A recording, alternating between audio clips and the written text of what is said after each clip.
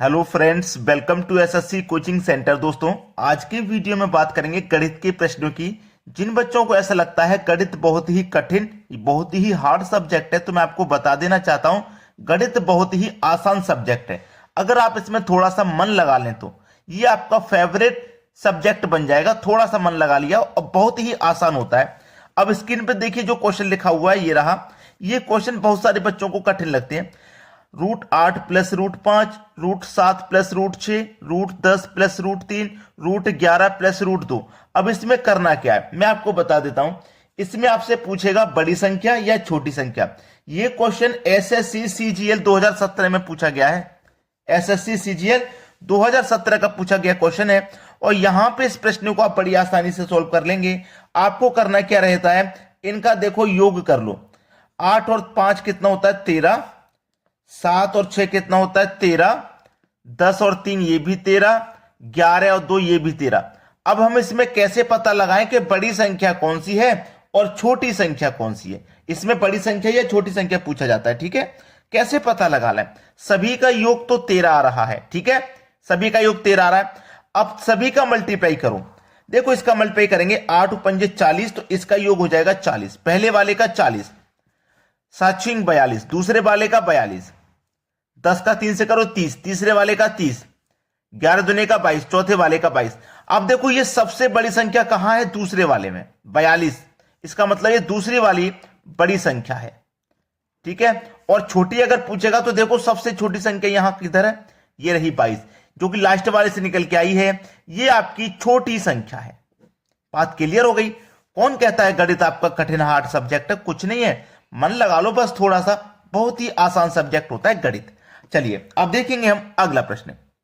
अगला प्रश्न है √7 माइनस √5, √5 माइनस का √8, √9 माइनस का √7, √11 माइनस का √9। पहले वाले में देखो यहां प्लस का साइन था, इस क्वेश्चन में माइनस का साइन है, तो प्लस और माइनस में आपको दोनों ही क्लियर करा दे रहा हूं।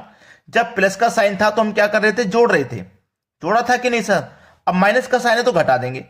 7 में से 5 का अंतर कर दो 2, 5 और 3 का अंतर कर दो भाई 5 और 3 का अंतर कितना आ जाएगा, 5 और 3 का अंतर 2, ठीक है। 9 और 7 का अंतर कितना आ जाएगा 2, और 11 9 का अंतर भी 2 आ जाएगा। अंतर सभी जगह समान है। बड़ी संख्या छोटी संख्या कैसे निकालोगे आप, मल्टीप्लाई करोगे, क्या करोगे भाई, क्या करोगे, मल्टीप्लाई करोगे, क्या करोगे। पिछले क्वेश्चन में मैंने आपको मल्टीप्लाई करके बताया था, ठीक है। अब यहां पे भी मल्टीप्लाई करोगे, 7 का मल्टीप्लाई 5 से करोगे 35, 5 तिरिक का 15, ठीक है, 5 तिरिक का 15, 9 7 63 और 11 9 99। तो ये आपकी सबसे बड़ी संख्या हो जाएगी, नहीं, मल्टीप्लाई के अनुसार नहीं। मैं आपको बता देता हूं, जब यहां प्लस का साइन रहता है ना, जैसे पिछले क्वेश्चन में यहां प्लस का साइन था, जब प्लस का साइन रहता है, ठीक है, प्लस का साइन रहता है तो मल्टीप्लाई करते हैं, याद रखना। और जब माइनस का साइन है, जैसे कि यहां माइनस का साइन है, जब माइनस का साइन रहता है तो प्लस करते हैं। बात क्लियर हो गई। जब प्लस का साइन रहता है तो क्या करते हैं, सभी को प्लस करके मल्टीप्लाई करते हैं आपस में, और जब माइनस का साइन रहता है तो सभी का माइनस करके फिर उन्हें प्लस करते हैं।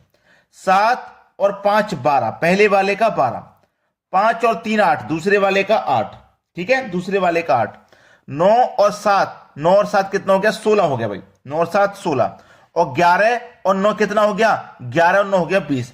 अब इसमें इसके अकॉर्डिंग जाओगे, 20 आपकी बड़ी संख्या है, 20 आपकी बड़ी संख्या है ना, इन संख्या अकॉर्डिंग नहीं। माइनस वाले में हमने सब में प्लस कर लिया ना, सभी में हमने प्लस कर लिया। जब सभी में प्लस कर लिया ना, जो सबसे छोटा निकल के आया है वही बड़ी संख्या है। सबसे छोटा 8 निकल के आया है, जो कि दूसरे वाले से निकल के आया, ये बड़ी संख्या है। और जो सबसे बड़ा होगा, जो जितना बड़ा होता जा रहा है, वो समझ लो उतनी ही छोटी संख्या होती जा रही है। सबसे बड़ा 20 है, जो कि लास्ट वाले से निकल के आया है, ये आपकी छोटी संख्या है। उम्मीद करता हूं आसानी से समझ में आ गया होगा इनमें क्या फर्क रहता है, ठीक है ना। चलो अब देखते हैं अगला सवाल। अगला प्रश्न है, कह रहा है इनमें से कौन सही है। ये पहला, ये दूसरा, पहला सही है या दूसरा सही है। हो सकता है दोनों सही हो सकता है दोनों गलत हो सकता है दोनों में से कोई एक सही हो। चलिए चेक करने का तरीका ये रहा कि जिस तरफ ये नोक रहती है ना, ये वो संख्या आपकी छोटी रहती है। चलो करने का तरीका मैंने आपको बताया है। जब यहां प्लस रहता है तो क्या करते हैं, इनको प्लस, 11 और 7 मिलकर के 18, और जब प्लस रहता है तो क्या करते हैं, मल्टीप्लाई करते हैं। बताया था ना मैंने 11 सत्ते 77, मल्टीप्लाई करेंगे तो 77, 10 और 8 18 और मल्टीप्लाई करेंगे तो 10 8 80। अब देख लेना, योग बराबर था और मैंने क्या बताया कि जिस तरफ ये नोक रहती है वो संख्या आपकी छोटी रहती है, बताया था कि नहीं। तो देखो 80 से 77 नोक वाली संख्या छोटी है कि नहीं, छोटी है, यानी कि पहला तो सही हो गया। दूसरे को और चेक कर लो, 17 और 11 मिलकर के 28, 15 और 13 मिलकर के ये भी 28, क्या बताओ मल्टीप्लाई 187 हो जाएगा, 15 13 का मल्टीप्लाई 195 हो जाएगा। देखो जिस तरफ नोक होती है वो संख्या छोटी होती है, यही तो बताया। तो देखो ये संख्या छोटी होनी चाहिए, लेकिन 187 से 195 तो बड़ा होता है, जबकि होनी चाहिए छोटी, तो ये गलत हो गया। ये कथन सत्य बिल्कुल भी नहीं है, केवल पहला ही सत्य है, तो पहले वाले पे ही आप आंसर कर दोगे। अगर दोनों सत्य हो जाते तो डी ऑप्शन से हो जाता दोनों सही। क्लियर है ना। चलिए अब देखते हैं अगला सवाल। अगला सवाल है, इनमें से कौन सही है। देखो प्लस है ना, जोड़ लो 10 हो जाएगा, जोड़ लो 7 और 3 ये भी 10, मल्टीप्लाई कर लो 5 5 25, 7 3 का 21। मैंने बताया है कि जिस तरफ ये नोक रहती है वो संख्या छोटी होती है, तो ये संख्या छोटी होनी चाहिए, तो 25 से 21 छोटा ही है, यानी कि पहला कथन मेरा बिल्कुल सही हो गया, यहां तक तो कोई दिक्कत नहीं। चलिए और दूसरा देखिए, 6 और 7 13, 8 5 13, मल्टीप्लाई करो 8 पंजे 40, 6 सत्ते 42। ठीक है, जिस तरफ नोक होती है वो संख्या छोटी होती है, तो देखो ये संख्या छोटी होनी चाहिए, तो 40 छोटा है क्या, 42 से बिल्कुल सही छोटा है, तो ये कथन भी आपका सत्य है। अगला वाला देखते हैं, 12, 6 और 6 ये भी 12, 6 6 36, 9 3 का 27। तो देखो जिस तरफ नोक होती है वो संख्या छोटी होनी चाहिए, यानी कि 36 छोटा होना चाहिए, लेकिन 36 तो 27 से बड़ा है, तो ये सही नहीं है, ये गलत है। तो पहला और दूसरा ये दो कथन हमारे सत्य हैं, पहला और दूसरा, पहला कथन और दूसरा कथन, यानी कि सी ऑप्शन बिल्कुल सही जवाब है। चलिए अब देखेंगे अगला प्रश्न। अगला प्रश्न है, 12 घंटे में घड़ी की दोनों सुइयां कितनी बार 90 डिग्री का कोण बनाती हैं, 12 घंटे में पूछा है। देखो अच्छे सवाल है, ये सवाल तो मौखिक याद रखने वाले होते हैं। 12 घंटे में 22 बार, 12 घंटे में घड़ी की दोनों सुइयां कितनी बार 90 डिग्री का कोण बनाती हैं, 22 बार बनाती हैं, बिल्कुल सही हो गया। ठीक है, ये तो मौखिक सवाल है, याद होने चाहिए आपको। अब देखना 12 के बाद अगर 24 कह दे, 12 के बाद अगर 24 घंटे कह दे कि 24 घंटे में कितनी बार बनाती है भैया 90 डिग्री का कोण, तो 44 बार। जब 12 घंटे में 22 बार तो 24 घंटे में 44 बार, क्योंकि वही 12 घंटे होते हैं, वही 12 घंटे होते हैं बाद में भी। ठीक है, चलिए अब देखते हैं अगला सवाल। अगला प्रश्न है, 24 घंटे में घड़ी की दोनों सुइयां आपस में कितनी बार मिलती हैं। देखो आपस में 24 घंटे में पूछ रहा है, आपस में, जैसे 12 बज रहे हैं तो एक दूसरी मिल जाएंगी, 1 बज रहा है फिर मिनट की सुई ऐसे एक के ऊपर से गुजरेगी, इस तरीके से कितनी बार मिलती है। ठीक है, 24 घंटे में।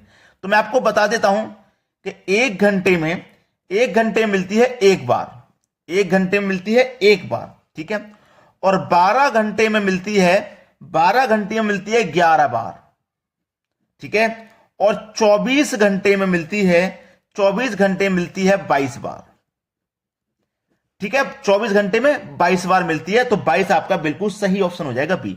अगर 1 घंटे का पूछ ले तो 1 बार मिलती है, 12 घंटे का पूछ ले तो 11 बार मिलती है, और 24 घंटे का पूछ ले तो 22 बार मिलती है। चलिए अब देखेंगे अगला सवाल। अगला सवाल है, 12 घंटे में घड़ी की दोनों सुइयां कितनी बार 180 डिग्री का कोण बनाती हैं, कितनी बार। चलो याद रख लीजिए, 1 घंटे में 1 बार, 1 घंटे में 1 बार, 12 घंटे में, 12 घंटे में 11 बार, और 24 घंटे में, 24 घंटे में 22 बार। ठीक है, आपसे पूछ रहा है कि 12 घंटे में घड़ी की दोनों सुइयां कितनी बार 180 डिग्री का कोण बनाती हैं, कितनी बार 12 घंटे में, तो 12 घंटे में बनाती है भाई 11 बार। पहला ऑप्शन प्रश्न का बिल्कुल सही जवाब है। तो अगर आपने अभी तक लाइक नहीं किया वीडियो तो लाइक कर दो, और शेयर नहीं किया तो अपने सभी मित्रों, अपने सभी दोस्तों तक शेयर कर दो। ठीक है दोस्तों, आज की वीडियो में इतना ही। वीडियो देखने के लिए आपका बहुत बहुत धन्यवाद।